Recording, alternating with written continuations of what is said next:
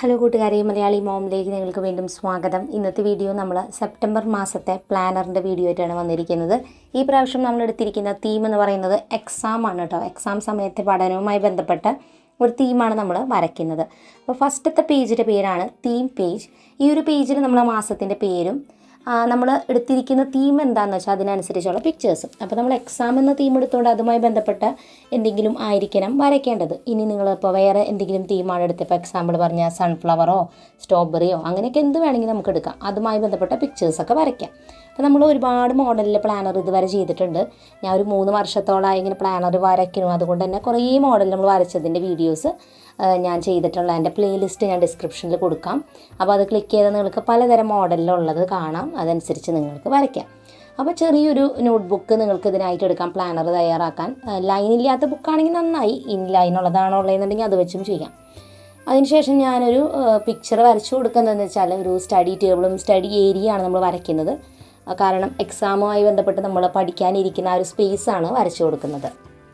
അപ്പോൾ നിങ്ങളിതുപോലെ പ്ലാനർ തയ്യാറാക്കാറുണ്ടെങ്കിൽ നിങ്ങൾക്ക് ആ പിക്ചേഴ്സ് ക്ലിക്ക് ചെയ്ത് നമുക്ക് അയച്ചു തരാം. അപ്പോൾ ഞാൻ ഇനി പോസ്റ്റ് ചെയ്യുന്ന അടുത്ത പ്ലാനർ വീഡിയോയിൽ ആ പിക്ചേഴ്സ് ഷെയർ ചെയ്യുന്നതായിരിക്കും. അപ്പോൾ ഈ മാസം നമുക്ക് അയച്ചു തന്ന എല്ലാ കൂട്ടുകാരുടെയും പിക്ചേഴ്സ് ഞാൻ ആഡ് ചെയ്തിട്ടുണ്ട്. നിങ്ങൾ അയച്ചു തരേണ്ടത് എങ്ങനെയാണെന്ന് വെച്ചാൽ മെയിൽ ഐ ഡി ആയിട്ടുള്ള malayali.momcrafts@gmail.com ഈ മെയിൽ ഐ ഡിയിലോട്ട് 5 മുതൽ 6 പിക്ചേഴ്സ് അയച്ചു തരാം. നിങ്ങളുടെ പേര് സഹിതം അയച്ചു തരേണ്ടതാണ്. അപ്പോൾ നമ്മൾ അടുത്ത വരുന്ന പ്ലാനർ വീഡിയോയിൽ ആ ഒരു പിക്ചേഴ്സ് പോസ്റ്റ് ചെയ്യുന്നതായിരിക്കും. അതോടൊപ്പം തന്നെ അടുത്ത മാസം ഞാൻ നിങ്ങൾക്ക് അതിനുള്ള മറുപടികളും അയക്കുന്നതായിരിക്കും.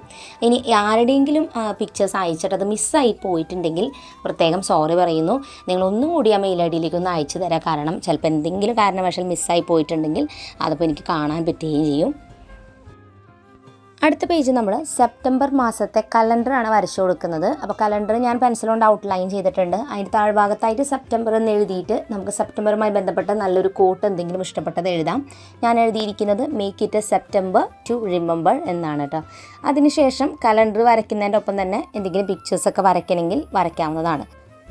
അപ്പോൾ നമ്മൾ കലണ്ടർ വരയ്ക്കുമ്പോൾ നിങ്ങൾ കലണ്ടർ നോക്കി കൃത്യമായിട്ട് അതനുസരിച്ച് ഡേറ്റ്സ് എഴുതി വരയ്ക്കാം കേട്ടോ. ഞാൻ എഴുതിയതിൽ എന്തെങ്കിലും തെറ്റുകളുണ്ടെങ്കിൽ അത് കമൻറ്റ് ബോക്സിൽ പറയാവുന്നതാണ്. ചിലപ്പോൾ നമുക്കും തെറ്റുകൾ പറ്റും. അപ്പോൾ അതുകൊണ്ടാണ് കലണ്ടർ നോക്കി കൃത്യമായിട്ട് വരയ്ക്കാൻ. ഞാൻ എഴുതിയിൽ തെറ്റുണ്ടെങ്കിൽ അത് പറയാവുന്നതാണ്. അപ്പോൾ എന്തായാലും ഞാൻ കലണ്ടർ ഫുള്ളായിട്ട് നമ്മൾ വരച്ചെടുത്തിട്ടുണ്ട്. ഇനി ഞാൻ ഈ കലണ്ടർ വരച്ചിരിക്കുന്നത് നമ്മൾ സ്റ്റഡി ടേബിളിൻ്റെ മുൻപിൽ ഒരു ഗ്രിഡ് ബോർഡ് എന്ന് പറഞ്ഞിട്ടൊരു സംഭവം വെക്കില്ലേ, ഇങ്ങനെ ഗ്രില്ല് പോലെ ഇരിക്കുന്ന ഒരു ഐറ്റം. അതുമ്പോൾ നമ്മളിങ്ങനെ നമുക്ക് ഇഷ്ടപ്പെട്ട എന്തെങ്കിലും കാര്യങ്ങളൊക്കെ ഇങ്ങനെ ക്ലിപ്പ് ചെയ്തൊക്കെ ഇടാം. നോട്ട്സോ അല്ലെങ്കിൽ എന്തെങ്കിലും ചെറിയ ഇപ്പോൾ ഫ്ലവറോ അങ്ങനെ എന്തെങ്കിലുമൊക്കെ നമുക്ക് ക്ലിപ്പ് ചെയ്തിടാം.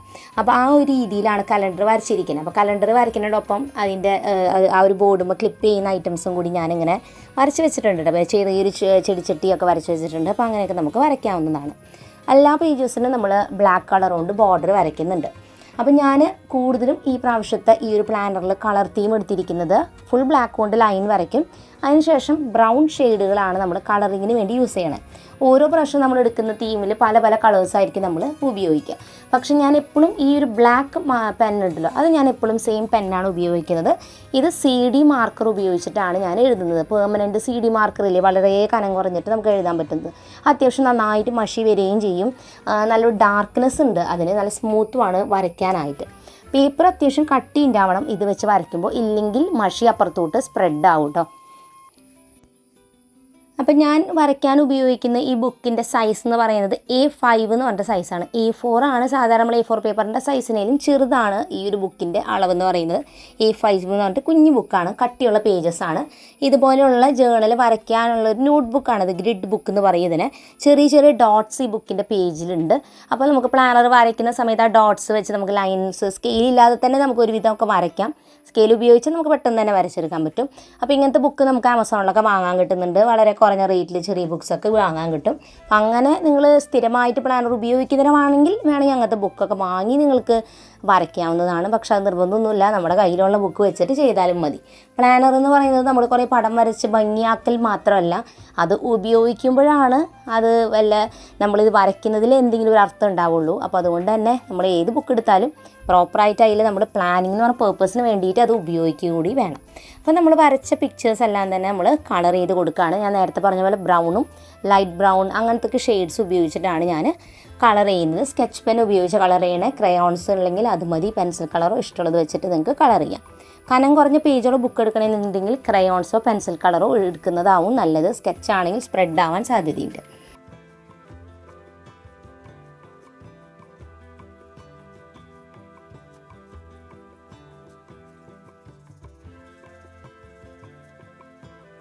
ഇനി നമുക്ക് അടുത്ത പേജ് വരയ്ക്കാം. നമ്മൾ എക്സാമുമായി ബന്ധപ്പെട്ടിട്ടുള്ളൊരു പ്ലാനറാണ് തയ്യാറാക്കുന്നത്. അതുകൊണ്ട് തന്നെ നമ്മൾ അടുത്ത പേജിൽ 2 കാര്യങ്ങൾ എഴുതി കൊടുക്കുന്നത്. എക്സാം ടൈം ടേബിളാണ് നമ്മൾ ആദ്യം എഴുതുന്നത്. നമ്മുടെ ടൈം ടേബിൾ കൃത്യമായിട്ട് നമ്മളുടെ ബുക്കിൽ എഴുതാം.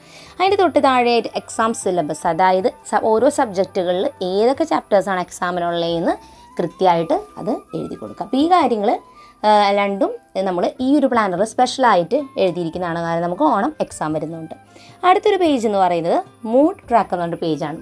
നമുക്ക് വളരെ ക്രിയേറ്റീവായിട്ട് ചെയ്യാൻ പറ്റുന്ന ഒരു പേജാണ് മൂഡ് ട്രാക്കർ എന്ന് പറഞ്ഞിട്ടുള്ള പേജ്.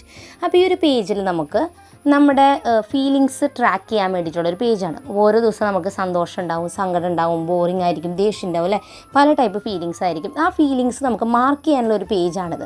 അപ്പോൾ അത് മാർക്ക് ചെയ്യാനായിട്ട് നമുക്ക് 1 മുതൽ 30 തീയതി വരെയുള്ള തീയതികൾ നമുക്കിങ്ങനെ വരച്ചു കൊടുക്കാം. അത് വരയ്ക്കുന്നത് നമുക്കിഷ്ടമുള്ള ഡിസൈനിൽ എന്ത് വേണമെങ്കിലും വരച്ചു കൊടുക്കാം. 1 മുതൽ 30 വരെയുള്ള തീയതി ഉണ്ടായിരിക്കണം. അപ്പോൾ ഓരോ ദിവസവും നമ്മുടെ മൂഡ് എങ്ങനെയാണെന്ന് മാർക്ക് ചെയ്യാനുള്ള ഒരു പേജാണ് ഈ ഒരു മൂഡ് ട്രാക്കർ എന്ന പേജ്. അപ്പോൾ ഈ ഒരു പേജിൽ നമ്മൾ ഈ പ്രാവശ്യം വരയ്ക്കുന്നത് ഒരു ബുക്ക് ഷെൽഫാണ്. ബുക്ക് ഷെൽഫുകളിൽ ഇങ്ങനെ ബുക്സ് അടുക്കി വെച്ചിരിക്കുന്ന ഒരു രീതിയിൽ നമ്മൾ വരയ്ക്കുകയാണ്.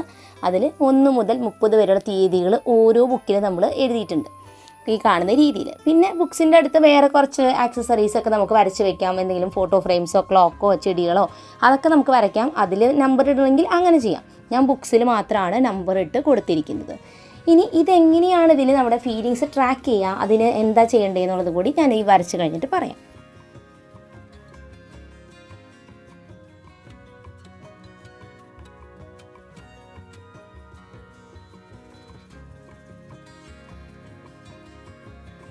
അപ്പോൾ ഈ ഒരു പേജ് ഉപയോഗിക്കാൻ വളരെ ഈസിയാണ്. ചിലർക്ക് കൺഫ്യൂഷൻ തോന്നുന്നൊരു പേജാണ് കേട്ടോ. അപ്പോൾ ഇതിലൊന്നുമില്ല, നമ്മൾ 1 മുതൽ 30 വരെയുള്ള തീയതികൾ എഴുതിയതിൽ നമ്മൾ നമ്മുടെ ഫീലിങ്സ് മാർക്ക് ചെയ്യാനായിട്ട് നമ്മൾ ഓരോ കളറുകൾ തീരുമാനിച്ച് വയ്ക്കുക. അപ്പോൾ എക്സാമ്പിൾ പറഞ്ഞാൽ നമ്മൾ വളരെ സന്തോഷമുള്ള ഒരു ദിവസമാണെങ്കിൽ ഞാൻ അതിന് പിങ്ക് കളർ കൊടുക്കുമെന്ന് തീരുമാനിക്കുക. അപ്പോൾ പിങ്ക് കളർ കൊടുക്കണമെന്നുണ്ടെങ്കിൽ 1-ാം തീയതി വളരെ ഹാപ്പി ആണെങ്കിൽ നമ്മൾ ആ ഒരു 1 എഴുതിയ ആ ഒരു പുസ്തകത്തിൻ്റെ ഡിസൈനുമ്പോൾ നമ്മൾ പിങ്ക് കളർ ചെയ്ത് കൊടുക്കുക. ഇതുപോലെ തന്നെ നിങ്ങൾക്ക് പല പല ഫീലിങ്സിനും പല പല കളറുകൾ തീരുമാനിക്കാം. അതനുസരിച്ച് ഓരോ ദിവസങ്ങളിലെയും ഫീലിങ്സ് ആ കളറുകൾ നമ്മൾ കളർ ചെയ്ത് കൊടുക്കുക എന്നുള്ളൂ. അപ്പോൾ നിങ്ങൾക്ക് ഇവിടെ നോക്കിയാൽ കാണാം ഞാൻ ഓരോ ഫീലിങ്സിനും കൊടുക്കുന്ന ഓരോ കളറുകൾ. അപ്പോൾ ഇതാണ് 4 കളേഴ്സ് ഞാൻ കൊടുത്തിരിക്കുന്നത്. അപ്പോൾ നിങ്ങൾക്ക് ഇഷ്ടമുള്ള കളേഴ്സ് ഏതാച്ചാൽ കൊടുത്തിട്ട് അതനുസരിച്ച് കളർ ചെയ്യാം. അടുത്തൊരു പേജിൻ്റെ പേരാണ് ഹാബിറ്റ് ട്രാക്കർ. ഇതിൽ നമ്മൾ ആകെ 2 കാര്യങ്ങൾ എഴുതുന്നുള്ളൂ ഈ പ്രാവശ്യം. സാധാരണ 4 മുതൽ 5 കാര്യങ്ങളൊക്കെ നമ്മൾ എഴുതാറുണ്ട്.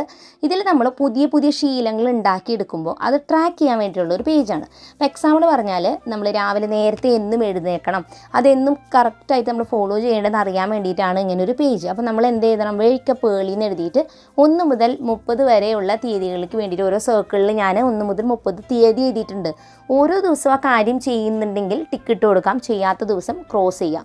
അപ്പോൾ ഇത്രയേ ഉള്ളൂ. 2 ശീലങ്ങൾ മാത്രമേ എഴുതിയിട്ടുള്ളൂ. കാരണം എക്സാമും വെക്കേഷനും ഒക്കെ വരുന്നതുകൊണ്ട് തന്നെ നമ്മൾ ഫുൾ ബിസി ആയിരിക്കും. പുതിയ ശീലം ഉണ്ടാക്കാൻ ചിലപ്പോൾ സമയം കിട്ടണമെന്നില്ല. അപ്പോൾ അതുകൊണ്ടാണ് നമ്മൾ ആകെ 2 കാര്യം മാത്രമേ എഴുതുന്നുള്ളൂ. നിങ്ങൾക്ക് ഫോളോ ചെയ്യാൻ പറ്റുന്ന 2 കാര്യവും 3 കാര്യം എഴുതിയാൽ മതി. അടുത്തൊരു സെക്ഷൻ വെക്കേഷൻ പ്ലാൻ. എക്സാം മാത്രമല്ല, അതിൻ്റെ ഇടയിൽ ചെറിയൊരു വെക്കേഷൻ നമുക്ക് കിട്ടുന്നുണ്ട്. അപ്പോൾ വെക്കേഷൻ എന്തൊക്കെ കാര്യങ്ങൾ ചെയ്യണമെന്ന് നമുക്കൊന്ന് എഴുതി വെക്കാം. ചിലപ്പോൾ പല പല ഐഡിയാസും ഹോബീസൊക്കെ ട്രൈ ചെയ്യണമെന്നുണ്ടാവും. അതൊക്കെ നമുക്ക് എഴുതാം.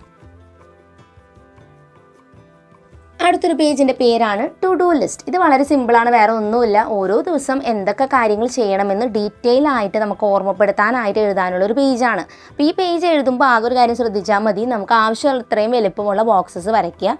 അതിനുശേഷം നമുക്ക് ഡേറ്റ് എഴുതണമെങ്കിൽ എഴുതിയാൽ മതി, നിർബന്ധമൊന്നുമില്ല. കാരണം ചില ദിവസങ്ങളിൽ നമുക്കൊന്നും എഴുതാനില്ലെങ്കിൽ ഡേറ്റ് നമ്മൾ എഴുതി പോയാൽ പിന്നെ അതൊക്കെ വെട്ടി പിന്നെ മാറ്റി എഴുതണം. അപ്പോൾ ഓരോ ദിവസം നമ്മൾ എഴുതുന്നതനുസരിച്ച് ദിവസവും ഡേറ്റും എഴുതണമെങ്കിൽ എഴുതാം. ഇനി അങ്ങനെയല്ല, നിങ്ങൾക്ക് കൃത്യമായിട്ട് ഇത് ഫോളോ ചെയ്യുമെന്നുള്ളവരാണെങ്കിൽ അവിടെ ദിവസവും തീയതിയൊക്കെ എഴുതാം.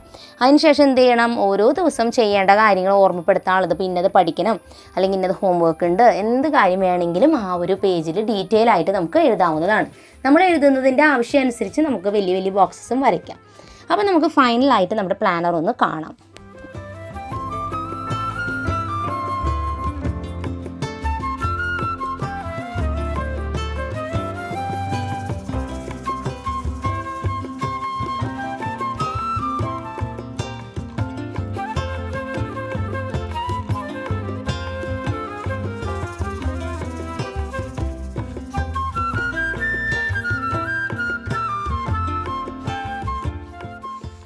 അപ്പോൾ ഇതുപോലെ നിങ്ങൾക്കും പ്ലാനർ വരയ്ക്കാവുന്നതാണ്. ഇതുപോലെ വരച്ചിട്ട് ഞങ്ങൾക്ക് പിക്ചേഴ്സ് അയച്ചു തരാം. നമ്മുടെ കൂട്ടുകാർ ഒരുപാട് പേര് നമുക്ക് പിക്ചേഴ്സ് അയച്ചു തന്നിട്ടുണ്ട്. അപ്പോൾ നമ്മുടെ ഫ്രണ്ട്സ് അയച്ച പിക്ചേഴ്സ് നമുക്കൊന്ന് കാണാം. ലിയാന MM, Aaradhya Umesh, Swathika VS, Anuradha BR. അപ്പോൾ ഇന്നത്തെ ഈ ഒരു വീഡിയോ നിങ്ങൾക്ക് എല്ലാവർക്കും ഇഷ്ടപ്പെട്ടു എന്ന് വിചാരിക്കും. തീർച്ചയായിട്ടും നിങ്ങളുടെ പിക്ചേഴ്സിന് വേണ്ടിയിട്ട് ഞങ്ങൾ വെയിറ്റ് ചെയ്യാണ്. പുതിയൊരു നല്ല വീഡിയോ ആയിട്ട് വീണ്ടും നമ്മൾ വരുന്നതായിരിക്കും. അതുവരെയ്ക്കും എൻ്റെ എല്ലാ കൂട്ടുകാർക്കും bye bye and take care.